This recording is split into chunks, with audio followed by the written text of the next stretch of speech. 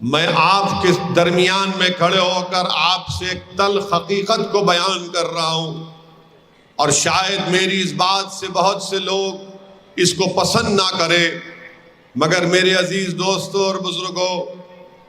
جس پارٹی کو آپ نے اپنے ووٹ سے برسوں سے نوازا، اس امید پر آپ نے ووٹ دیا کہ وہ فرقہ پرستی کا خاتمہ کرے گی، مگر آج آپ دیکھتے ہیں کہ فرقہ پرستی کا خاتمہ ہونے کے بجائے فرقہ پرستی خود اقتدار کی کرسی پر جا کر بیٹھ گئی۔ آپ نے اس امید پر کانگریس کو ووٹ دیا کہ ملک سے نفرت کا خاتمہ ہوگا، مگر نفرت آج طاقت بن چکی ہے، اقتدار کی کرسیوں پر بیٹھنے والے نفرت کو پھیلاتے ہیں۔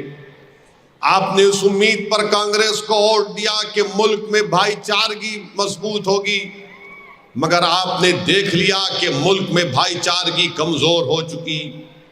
آپ نے اس امید پر کانگریس کو ووٹ دیا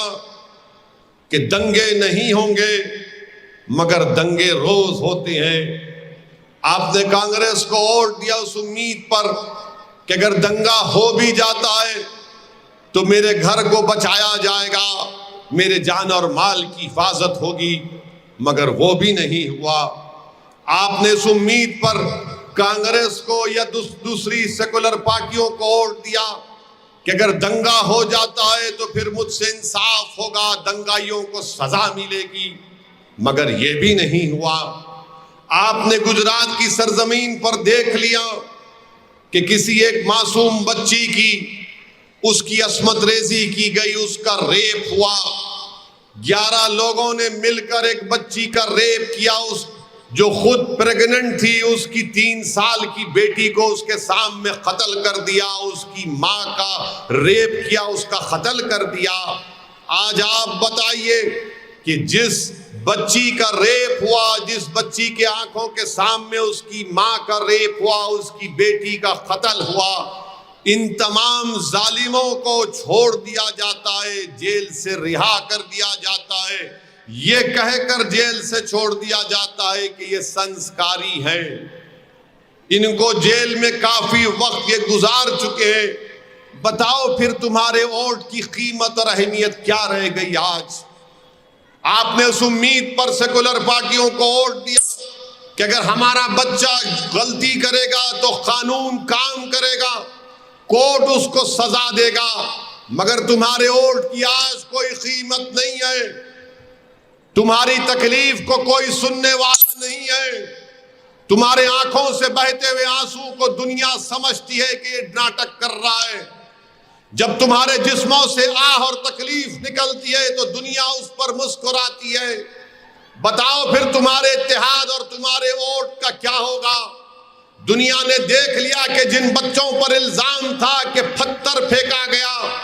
اسی ریاست کی سرزمین میں ان بچوں کو روڈ پر لا کر اسی طرح مجمع کو جمع کر کے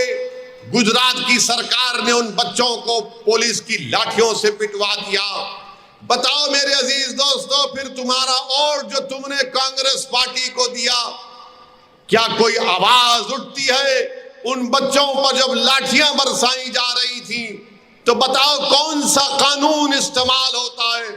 میرے عزیز دوستو اور بزرگوں،